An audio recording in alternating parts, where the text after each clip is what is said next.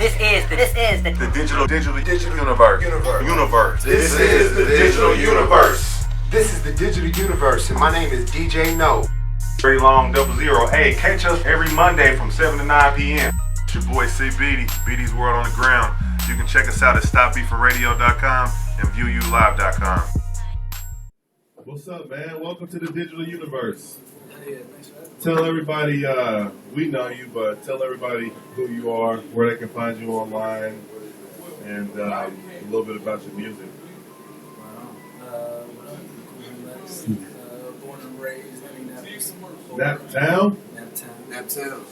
So, yeah, if you're looking for Cool Hand Lex on everything, and I also produce music, both as Cool Hand Lex, which is some dance tracks, and then as well as some down-tempo records that you can find me on Bangs Nice. If you look that up, it's just me and like haircuts, so you'll figure it out. That's what's up. That's what's up, man. How long you been doing music? I started DJing when I was 17, so 16 years ago. Wow. Yeah, and I got a Radio Shack mixer, church, Black Mount style. What high school did you go to? Beach Grove. Beach Grove. Grove. There's Grove. Okay. No. The Grove. No, Friday the High, but they aren't good. It's all Beach Grove. That's what's up, man. So what was your first gig? I want to hear about your first one. I know you had to jump off somewhere. No, it was a high school joint. It was a high school Yeah, joint? it was probably like a Halloween thing or something. What kind of speakers was there? Alright, so check this out. I actually lucked into, I got my first piece of gear, right? This shitty mixer, but it worked out that I ended up just lucking into a PA. So it was like a sound tech PA. It was nothing amazing, but it's speakers and it's an amp, so there's enough to do my cafeteria. Oh, okay. Nothing glamorous. Like I said, it ain't all good. It's not like I didn't start with techniques or anything like that, you know. So nobody ever does. Yo, you start on what you can get. Yeah, yo, I know. You spend enough time around Guitar Center, you see a bunch of cats come in. You just don't know them because they get everything gifted to them at the front, right? And they never stick with it because they never battled through terrible gear in order to figure out the ins and outs and like develop the skill to appreciate what they're even doing. Right. They just had everything. It was perfect. I mean, my first turntable was from I stole my grandpa's, and it was that's typical, right? That's so typical of a cat that's been doing it, I guess, for a long time. But, right. So, pinning on the head shell, all that stuff, but I had to figure out a light touch to touch the record. Otherwise, I'm messing up every time, right? So that was an obstacle that I had to overcome. I figured it out. And then it made so when I got good turntables, I could step up and just be right on with it instead of still trying to figure it out on, So I had room to grow. Absolutely. That's what's up, man. Absolutely. That's Cheers awesome. to room to grow. What are some of your musical influences? I played a couple cats in that mix that are Naptown cats. Right. I like to fuck with Naptown heavy. So there's Action Jackson and Lenny Vice. There was the Ghost Gun Summer crew that I've been on tour with a couple times. Like everybody's got a lot of Naptown is almost creating a sound right now. And between the different camps in the city, it kind of has almost a unified feel. It's a presentation. If you put our top tier dudes that are making some of the best music in the city together on a show, it crushes. People come out like the music is good. The people know how to perform.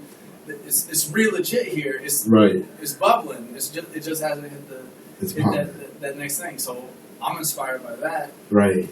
I like it too. These are my homies that are like I see bubbling. That's why I play the music because I like their music. It's genuinely heat. So that's why I want to run it and not just because it's a homie. It's like this is what I'm playing in clubs too. So. I agree with you because I play a lot of their stuff too. Like I got to. Yeah. It's from here. It's hot. I would want to. Yeah. It's not like I'm doing it because it's just a homie, but it's actually good. Well, and now I think people sometimes forget that there is an aesthetic right? So right now the aesthetic is slow, trippy beats. It sounds like rappers are gargling marbles or studying molasses, you know what I'm saying? But it's different. It's not the cats that were in the 80s and 90s who were hitting you with this. It's all melodic now. Listen to Designer. It's melodic now. Yeah. Everything, all the edges are rounded off, right? Yeah. They took Southern music, they took Houston, and they said, "All right, cool. This is how we fucking vibe now." Right. And that is the new sound. If cats are making that music, then it fits in Right. with what the DJs are able to already do in the clubs. That's real. When somebody hits me with the boom bap record, it might be ill. It might be something that I'm gonna bang, but if it doesn't fit with the aesthetic, are you going to hear me? Maybe, but if you did, you would know that I'm probably not running records like that, depending on where you heard me, right? Right. So it's knowing your audience, and right now Naptown is in the super thick of being, they're in the crest, the crescendo of the sound of that music right now. If you listen to Flacco, if you listen to Sirius, you listen to all these cats, they are what the music is that's coming out on Hot 96. Yeah. It's interchangeable. The quality is just as good. Yeah. It sounds in the spectrum of what we're already listening to. Right. Not so much that that's a knockoff. Right. It doesn't sound like a knockoff. It sounds like it is part of the conversation. Right. It is coming from that time. Right. That's exciting as hell to me. Man, there's a lot of good music, man. Like, there's a lot of these local artists are making some. I mean, it's just like that goes back to my question. Like, what does it take? You know what I mean? Is it local support? You know what I mean? Like, what does it take for some of these artists to actually get seen and respected on a national level? Well, I think what Ben and Lemmy are doing with DJ City is an excellent way. I mean, they're exclusive now, so they're gonna always have remix up there, and that's probably like one of the most coveted, DJ record pools in the world, if you ask me. I agree. Okay, so what they're doing is dope, but at the same time, like, I think it's more. I don't think it's here. I think you got the support here. It's more or less getting the support, Midwest, and nationally and internationally, and getting on festivals and big stages, and having those public relations opportunities and getting in front of hundreds of thousands of people. You know what I mean? With your information, with a link where they can click it and go to it. Endorsements from somebody that's doing it. The cosigns help a lot. Shout out to Lemmy and Ben, just got super cosigns getting run on Benzi's next show. Right. I think you're right, man. I think it also takes. It seems all right, and I say this having not, I'm born and raised here, and I'm chatting with y'all here and now, right? So I haven't left, but when I watch cats who do, or who at least try to, it seems like, and not even specific to our city, but nobody really, you don't get the respect until you leave hometown. Right? I was just about to say, that's it, man. You just got to put that work in, man. Gas up the Chevy or the Honda, you know what I mean, and go. Look online, look for some open mic nights, not in just necessarily in Indianapolis, but maybe in Peoria, Chicago, Detroit, somewhere where you can gas up and just go, man. Put that work in. Everybody seems to want to look here for things, but there's a lot around us. Like I said, man, you and your homeboys, man, put in $10 on the tank and ride out there, man. Show them how nice you are. You know what I mean? Then somebody's going to see you there and ask you to come to their club and rock. You know what I mean? Then the word spreads just like that. It's the law of averages. It's like not all of your shows are going to be great. If you look at the bell curve is pretty representative of most things in life, right? You have a couple shit shows. You have most of them are like 4, 5, 6s, and then you have a couple great shows. Right. If you do like 10 shows a month, right? Like that's just how it's going to go. You can't expect to like, all right, I'm at the pizza shop now, so I'm gonna go at a 2. You know, I mean, that's got to be as 10 as you got it, as much as when you're playing in front of your team at your spot where all your people came out, right? You don't know who's watching. Yo, I gotta heed those words too. I'm saying them, but I gotta heed those too. There's nights where the club's thin early. You know what I'm saying? Mm-hmm. It's easy to lay back and not like put it all out there. But, Right. yo, I need to be going ham at 10:30. So So tell me, whoever so tell comes me in this. there is already ready to go. Right. So tell me this, as a DJ and as somebody who does it professionally, what is your favorite type of event to DJ? House party. House parties? House party? I haven't done one in years because it's like, well, there's a handful of reasons why you don't always do house parties, but the biggest one being it's not usually something that can compete with whatever I'm doing already on the weekend. Somebody's going to do a Saturday show. I'm probably already booked in a way more stable relationship with the bar and club than if I got to worry about getting cash by somebody at the end of the night, like missing me with that. But what I like about that is that I'm not the dude that doesn't want to hear somebody's request. I want to know who's in the party, right? Like, Right. So if you come up to me and stank or like expectant that I'm supposed to listen to you or play your request, like, give me a second. I'm probably doing something. Like, let me hear you out. All right, cool, bet. Thanks. Like, even if I'm not going to play it, I at least know who's out there, right? You get all that at a house party tenfold, and you just get to see it. Now, that said, rocking the Vogue, which is one of the biggest spots in the city as far as like nightclubs to DJ at, Right. incredible. When that spot's thick, it's bananas. The sound, the lights, it's, I mean, that's where George Clinton and everybody Right. played all open for him a couple months ago. Yo, playing on that stage to those people is incredible. So it's both, but for me, it's always a house party. Because you can, like, step away, grab a drink, like, it's all love. What Nobody's... about you, DJ? No, what's your favorite type of party to rock? Man, anything, it's a big room and the stage, and it got the lights in the background. So you just like big stages? Man, well, I like the No matter Max. what it The is. Maxim party, hands down, is the best thing I've probably done. But one time I did Super Bowl outside the Pepsi stage. Rusty hooked us up with a spot because I was rocking with Holistic. It was Super Bowl Sunday when the Super Bowl was here. I remember that. That was right before the game. That was thick. My hands were like just sweated out. I didn't even want to touch the records when I got up there. And it just like none of the equipment like worked the way it's supposed to work. It never does.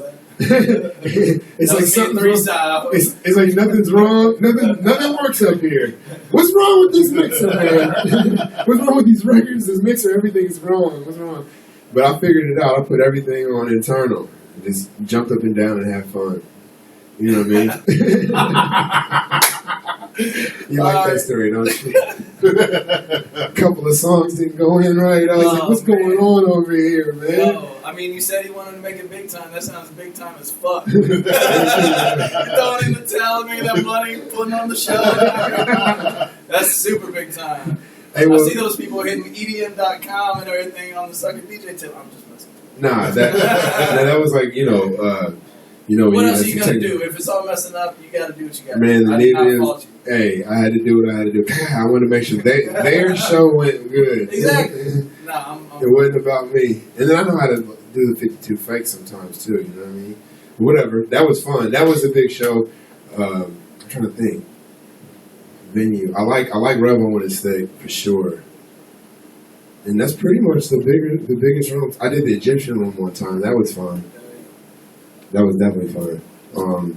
And Deluxe.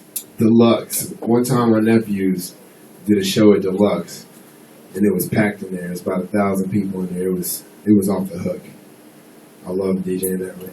Yeah.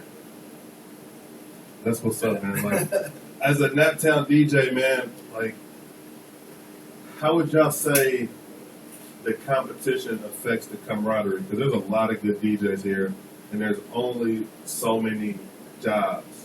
You know what I mean? There's only so many people spinning records. There's only, you know what I mean, so many places we can get a residency. Right. How does that competition of good versus the amount of DJs, how does that affect relationships sometimes? You want me to go with this one? Okay, yo. I'll tell you what. Everybody can speak on it. G, you want to sit up? Well, you see, you want to sit up. No, I think that the camaraderie amongst DJs is very good in Indianapolis. I think that everybody that's skilled or is really in the game because they love DJing, I think all of those DJs are kind of attracted and in some way, shape, form, or fashion, feed off one another, to help them get gigs or get gigs off of one another. You know, most of the time I can't book somebody, it's probably because they're already booked somewhere else that night, or they already got something else going on. But everybody I've ever asked to ever do anything in Indianapolis has always been like, yeah, I want to come rock with you. You know what I mean? And that's the experience I've got. Yeah, no, as far as competition, I mean, at this point, the cats who are playing the shows, the most shows, hitting the most spots around town, they've been doing it for long enough that this isn't new to any of us, right? So it's what we do. So anybody that wants to, like, to come play at the bars we play, like, you got to be able to do everything that the cats who you're watching are doing. Capable of doing it. So, I mean, it's a simple thing. And this is not to sound any type of way, but not everybody's ready for Tiki Bob's on a Saturday night. No. You know? Yeah. Like, you got people jump in, you gotta play some, again, bell curve of shows. Right, yeah. So, it's a little different level of pressure. Right. So at that point, the people who are making those, who are doing those shows, that, like, we know each other. And there's, as far as I can tell, little to no beef amongst us because we all eat, right? And that there are lifers among us that this is all we do. But then there are other cats that do side hustles and all that stuff. So it's like we've learned that we can all eat, and by us all eating and being mutually good, like talented, there's no suckers that are playing these shows, right? So it behooves us to continue to be incredible DJs. Right. Hopefully we can say that about ourselves. Hopefully, I feel like any one of us that you come see on a Saturday night, like, you can put us up against any other DJ you can see on a Saturday night, wherever you're at. Naptown DJs. Man, Naptown there's DJs. a reason you're doing a DJ show, right? And you're in Naptown. It's because this is Naptown does DJs right, and we have since the beginning of DJing. We got the pedigree, right? Yeah. You can look at our walls; they're spray painted there. The stand, that's Naptown's sound. Naptown has a DJ sound. It's real. It's the mixing of records. It's blending two records at the same time and holding that fucker for 2 minutes. I remember when I was a young boy, I was probably maybe 14, 15. There were the days of, that was back DJ, what's my man's name from the East Side? Goo. And, man, there's so many, man. You can't even start the list, dude. DJ Gus. You know what I mean? Be nasty. Jackhammer. Paul Bunyan. Everybody, Tech. Everybody. Melomix. Everybody, Rockin' Billy's. Everybody. Barry's. I mean. So I heard these dudes blending songs together. Yeah. You know what I mean? Like, everybody was blending. Simultaneously. Yeah. And so I went to Cleveland one time, and none of the DJs blended. And I was like, what is this? I was like, what? This guy's a DJ? They call this DJing? Right. Like, I mean, I didn't realize at a young age. You got to at least put it in on a break. You know what I'm saying? At a young age. Like, I didn't know about slamming records, and, you know what I mean? Like, I didn't know about all that. You know what I mean? I just knew that there was a specific sound that came out of the city where I was from, that the DJs that I loved played, and it couldn't be duplicated anywhere. It's like we took from a lot of different. We took the East Coast style of, like, we know how to hit our breaks, we know how to play the right records at the right time. But the South was the one that was really heavy on blending records, right? Yeah. DJ Jelly from Atlanta, like they would do blend tapes, and so we took this. Obviously, Naptown has a huge love for the South. We broke Cash Money and No Limit Records, like we were their test market. Look what happened to No Limit and Cash Money, right? So, I mean, we love the South sound here, and so we took that style of blending, and then we took what they do on the East and the West Coast. West Coast was about scratching and about editing the records. I mean, we don't chop and screw necessarily here, but you hear cats double, you hear cats like Chase and Strobe records. Like, again, we're putting in the West Coast turntablist stuff with the South blending of the records with like the know-how of New York DJs. It's like a perfect storm in the crossroads of America. Put it on a book, goddammit. Man, let me tell you a story, man. It was my freshman year in college, man, and we had a tournament in Las Vegas, and there was a bunch of teams there. And I remember this nigga called me the R&B thug, but I got on it because I had a B Nasty R&B mixtape, and I was bumping that shit. And I swear to God, about three teams took it, and they all copied that mixtape. They was like, man, who is this? And I'm like, man, he from Indianapolis. They said, man, we haven't heard nothing like this. Let me get this. Let me copy this on my laptop. Let me copy this. Boom, boom, boom. I ain't get my shit back to the end of the week, dude. At least you got it back. Man. And I was like, man, and that's how I realized, man, like, man, Indianapolis got some good DJs, man, because these dudes never heard it before. And it was like, it was a good one, but one of his best ones. And man, the whole, in the hotel and everything, man, you heard that B Nasty R&B mix. Bump it. That's you know crazy, what I mean? man. That's crazy. Like Las Vegas. that, it went viral in the hotel. Hotel, man. Before Shoot, because we had people from Utah. I mean, all over the West Coast. You know what I mean? Colleges there, man. And they haven't heard nothing like it. You know what I mean? If you remember, Napa is the place where the RIAA decided to do their big mixtape sting operation on Barry's on Arlington out on the east side. Like I know a couple of DJs that got cease and desist everyone letters. got C&D levels. Like that's what I'm saying. Like again, that is Naptown. The national RIAA came to Nap to shut down the mixtape game. Right? Naptown DJs. I'm saying that's all I'm saying. That's real. They came here to shut what we were doing down. Hey, that's real. So those cats are still mixing records. Yeah. Those cats are still in the streets. Those cats are still rocking house parties, and those cats are still in the clubs. Like, so a new dude that's picking up turntables, hopefully they're picking up turntables. If they're not, going by the way of $100 controller, like, all right, cool, get your feet wet, but when you're ready to come to the big leagues, come see everybody over at Decademics, learn how to get your mixes straight. But yeah, like that's the other cool thing is. This is a grassroots system. Like, cats, know, in Cadillac, we all have people who have helped us along. And it's been cats who have been putting in the work before we ever came along. You know what I'm saying? So, that's real. We raise our DJs here in the city and get to build people up.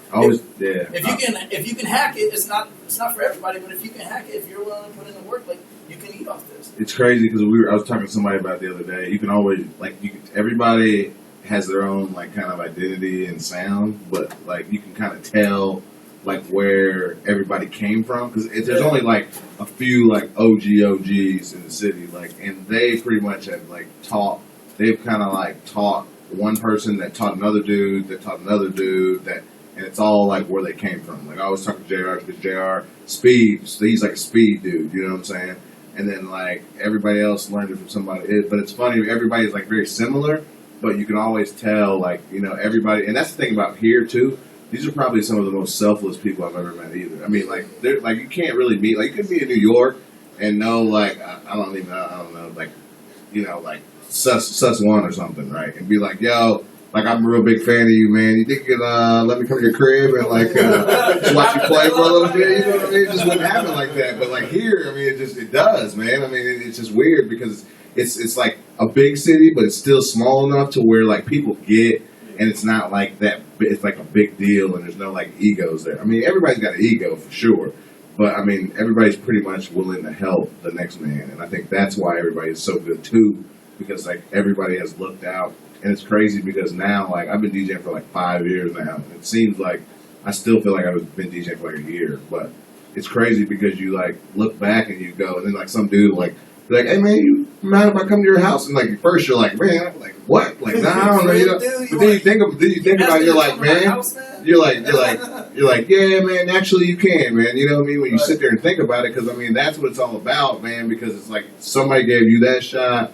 You know what I mean? I always talk about everybody that kind of hooked me up, and it's just kind of, it's a give it. The DJs in the city have given it back, and it just keeps happening and happening. And that's why you have these people that are people that have been DJing for 3 years, and they just sound like amazing. And you're like, man, and it's because they just sit there and are sponges, but people also are willing to like share too.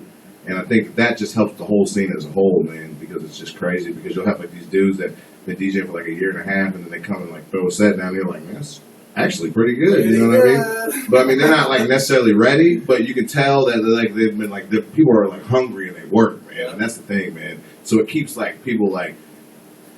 Everybody just keeps working because you're like, man, you don't want to get your lunch ate by some dude that's been like, a controller for 2 years or something, you know what I mean? But that's the great thing about it, man. You know what I mean? Is that it can't happen. So like you're at the crib, like I ain't gonna let that happen to me. So that's the great thing about it, though. Yeah, but I got embraced by like Indiana Jones. I bought my first computer off him, and I was at a club called the Inn in New York City in the meatpacking district.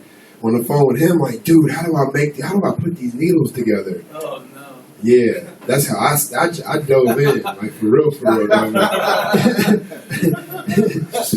ruined a couple people's events for real diving in. No, I literally, I was opening for this kid named Dimitri, and I had bought some needles, some records, and some slip mats, and a USB cord. And I think that's probably all I had enough money for too.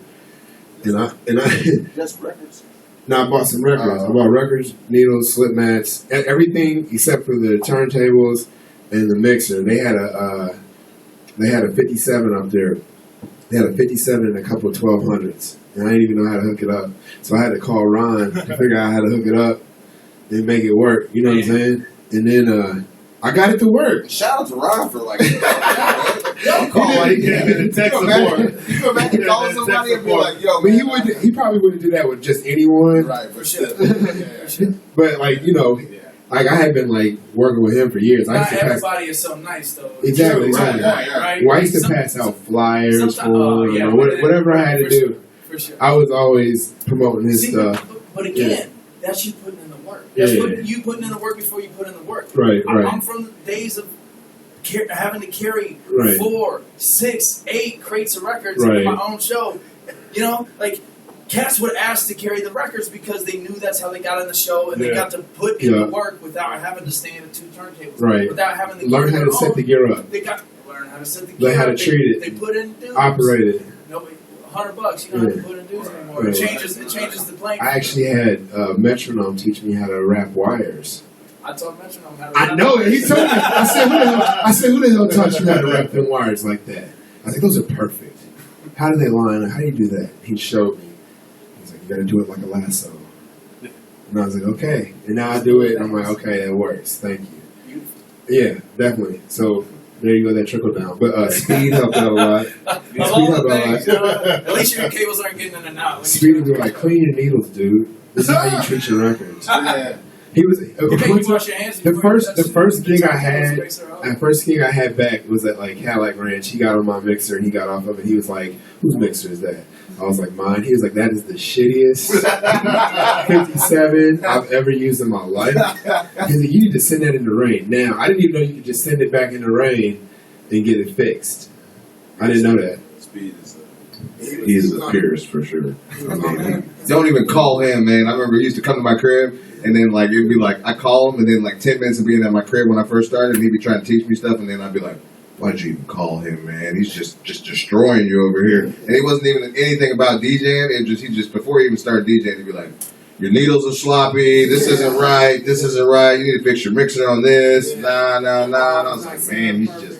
But I mean, all that goes into being like a great DJ, man. Like something like when you don't realize it, but then when you think about it, man, like even we were talking earlier about the kit and just how everything's in the right place. I mean, that goes further. That's more being a professional than any of the music will ever be, man. Because if you ain't got that going for you, then every gig's going to be like a nightmare for you, and that ain't going to be good for you at all. So. G, while we got you on the mic, what are your favorite type of events to do? I mean, I like doing a lot of stuff, man. I mean, clubs are cool, man. I kind of like doing like one-off, like kind of gigs where you can kind of like play what you want to play. I'm a real big house head, so those are always Sleep fun. house? It's always fun to get out there and play like some music that you normally can't play in a club, because I think people appreciate that a little bit more, because it doesn't feel like everything. You don't really know what's going to happen in something like that situation. Whereas you go to a club, you can almost guarantee that you're going to hear a Drake record like 3 times that night. You know what I mean? Or you go to something like that, it's kind of more unpredictable. But that's kind of what makes it better, because people will vibe off of that a little bit more because they didn't know what to expect when they got there. So that's fun. But I mean, I enjoy clubs too, man, because I mean, you just don't get the energy from a lot of places, man. And I've been blessed just in my short career to have some pretty cool spots to DJ at, and to be pretty much like had the ability to be DJ at pretty much the same places the whole time that I've been coming out. But I think it's helped because I mean I've learned those rooms so well that you go somewhere else and you're like, man, this ain't nothing compared to what I got to go through every Friday. You know what I mean? Yeah. I remember, man, there were some times like even recently where me and Lex was at Tiki's, like, man, like just trying to, you can't even make it in the DJ booth to DJ. Just because there's so many people just running around spilling drinks. I mean, if you can get, let alone if you can get through a night flawlessly, but I mean, you got to be, I mean, that takes some nerves of steel, man. I remember the first couple times I was there, I was like, man, I don't know if I can do this.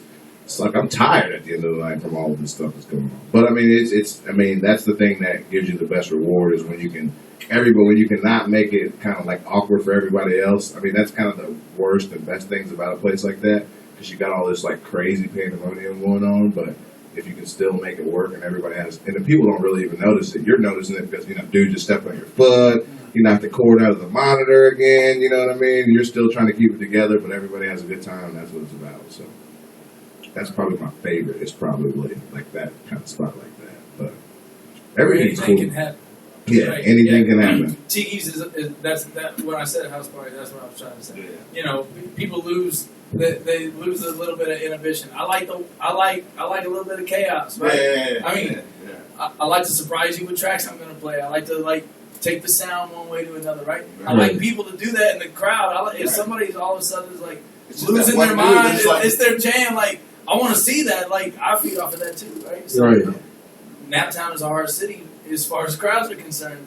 If you look at other cats that come into the city that are other DJs. After they've played a couple times, they usually shine out. But the first time or two, it's not. They don't always do great, right? You know. Yeah. But if you look at again, I like to pat Naptown DJs on the back, just maybe because I am one. But when cats from the city leave and play other spots, you don't. It's a different thing. Like they usually do pretty well. The cats that leave the city usually are able to leave the city. You know, like they're doing the thing. So again. Shout out to Naptown DJs. I can't say it enough. Yeah, woo! Literally. Woo! Man, a lot of talent, man. Literally. A lot of talent, man. I mean, so much talent. It's even like you gotta be good. Some of the retired DJs. I mean, it sounds ridiculous if I may interject real quick because it sounds like I'm just doing a giant stroke job to myself, and I apologize for that. But again. You're talking to a lifer. This is all I do. This is all I have done. I mean, I have worked construction jobs, you know, but like I've been able to eat off of this since I was 20. I mean, I started when I was 17. I started making money when I was 17. Yeah. So it's what I've really known how to do. I have a college degree, and I found it in a box in my garage the other day. I was like, oh. It means it's never. Where'd you go to school? Ball State. Ball State. Church. Okay. I had to swing it in because I knew we had some alums in the spot. So in any event, but that hasn't done anything for me. But I bet it did on the back end, though. You're probably a little more organized. Of course. You communicate well. Of course, sure. I only mean to say that it has not. Directly as we see it, my telecommunications degree does nothing when I'm looking at a problem with my 2 turntables like that. Right. So the skills don't necessarily transfer, but life skills. That's why college is important. It's to teach you much about life. But anyway, so I don't mean to go so deep on how amazing all of us are, but since you're talking to somebody on a DJ show about DJs, like I'm sorry, here goes the stroke, fellas. Yeah, you got to though, man. I want to talk about the Pacers, man, because you do the in stadium DJing during the game. Why you gotta follow the fact that I just said stroke with my one corporate or one of my biggest corporate clients? Good, I'm talking crazy. And Well, He's trying to keep it real, man. I'm keeping it 100 because I DJ. Too real. The Pacers are one of my biggest clients as a DJ too. And shout out to the Pacers for showing lots of DJs love over the last few years. They hire a lot of DJs for a lot of different events. Not one, not two, not three. In the teens, probably over the last few years. Oh, yeah. Either way, I do. I do the concourse. You know what I mean? You get to do the main stage, the big games. I've been seeing you in playoff games. Matter of fact, I've been seeing you on ESPN. Yeah. So I be getting hyped. I get hyped. You know what I'm saying? I'm like, what's that like? You got that ESPN love. Yeah, ESPN love. If you mean love by Keith Keith Olbermann, Olbermann, like yeah. dissing me. Yeah. That's love. Yeah. I mean, it's total love because how many DJs has he ever made fun of on primetime ESPN? That's kind of. But you would, if you was a real DJ and you saw that, you would know that you had the juice at that moment. You was on the tables going to work. You know what I'm saying? Like, I was like, oh, Lex. You know what I'm saying? He's going to work. Shout out to my college roommate who sent me that video. If he hadn't sent it, he was like, that was our You would freshman never year. know. He watched Sports Center. I don't watch any TV stuff. Like that was always on in our college dorm. Yeah. Turn around. It came out to help me like 15 years later when Right. he's watching ESPN and I flash across the screen. He's like, "Whoa!" Yeah, gotta get him. Reminds and sends it to me on the phone. I'm like, "Oh my god!" Like That's this hilarious, man. is beautiful. I'm so glad one person caught it and That's it happened hilarious. to me. Somebody did it. So, That's wonderful, man. Yeah, I just always admire seeing you and hearing you play, and I just wonder what it's like with being, 17,000 people screaming, hollering, and you providing tunes. I mean, it's cool. What do you want me to say? It's beautiful, but it can be pretty stressful because it's not until it is. Yeah, you wait. Pacers is a beautiful organization. They are well oiled. They are smooth. These are pros. This is millions of dollars at stake, right? There are no mistakes allowed. Yeah. Because to me, I was going to go into some people. Sorry. No, there are no mistakes allowed. Yeah. And if you do have a mistake, you hear about it. You are always on comp with everyone else that's running the show. The It's making operations. everybody on operations. Right. Your bosses have a direct line into your ear the entire time. Right. You are playing for an entire arena full of people, right? Right. And if you play the wrong song, or You're gonna hear if you human error, stop the turntable, put the wrong song on the wrong deck, like anything, it's you only have once before they're like. How many seconds do you have total, anyways? It depends on the break. break. So again, if I'm playing a pump, if it's a playoff game, I've played quite a few, thankfully, and if I'm playing a game 7 like I did a few years ago, you have to perform. It has to be right. There can be no mistakes. When they put you up on the big screen and they want you to perform, I can just play a song, right? Yeah. And just tear the headlights, but Yeah. but that's not what they want you to do. That's not why they brought me to play at the concourse, right? So I got to do a routine. I got to show them that I have like some skills, right? So that's kind of nuts. Again, DJs have to put their money where their mouth is. And at any point, we have all seen DJs get fired at 12:30 with 2.5 hours left to go in the night. and the club owner put on an iPod or Spotify. Yeah. Like they don't like.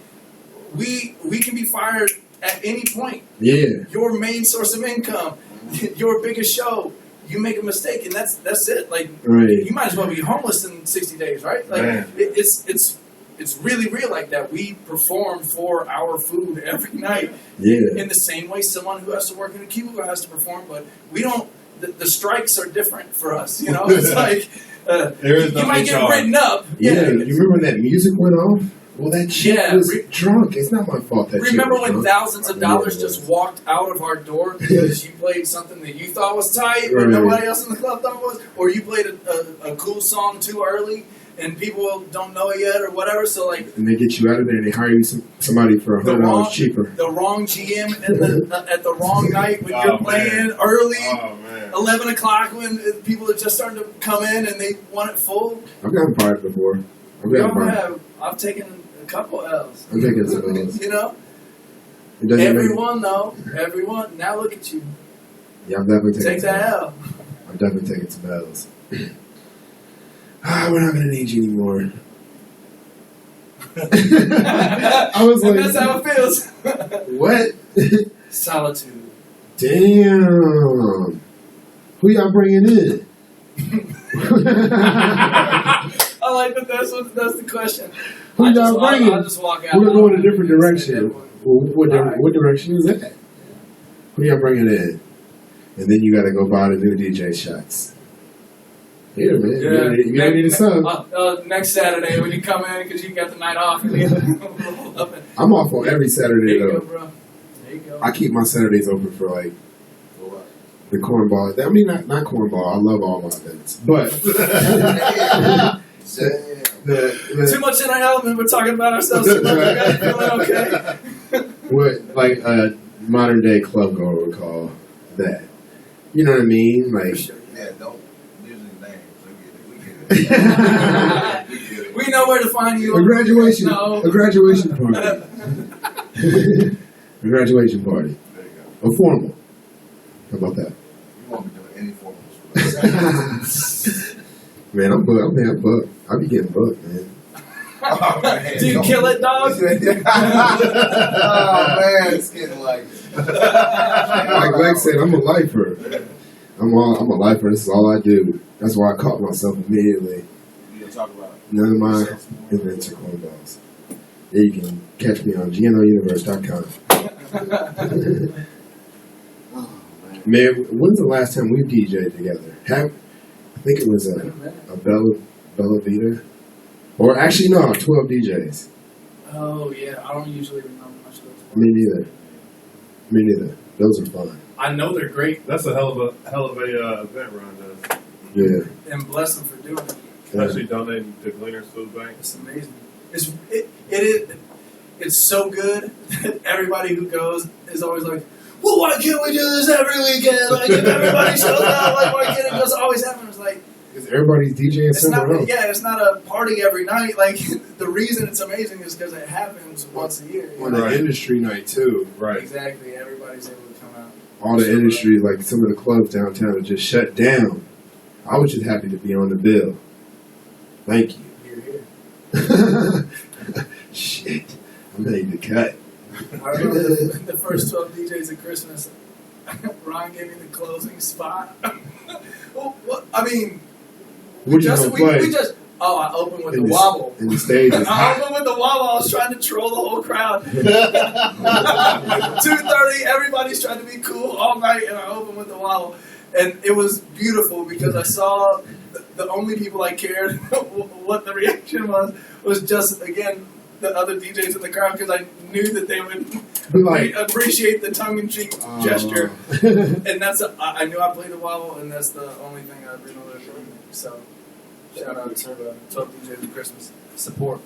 yeah. Yeah. Put them in the mix. It's a lot of music. Yo, this is a long show. Y'all just babble like this for Hours. Now, I mean, the sometimes, conversation is going. I was going to suggest some more music. yeah, But the but we kept on conversation is talking. going pretty damn good right now. Yeah, we started talking. You want So, to jump back on the turntables?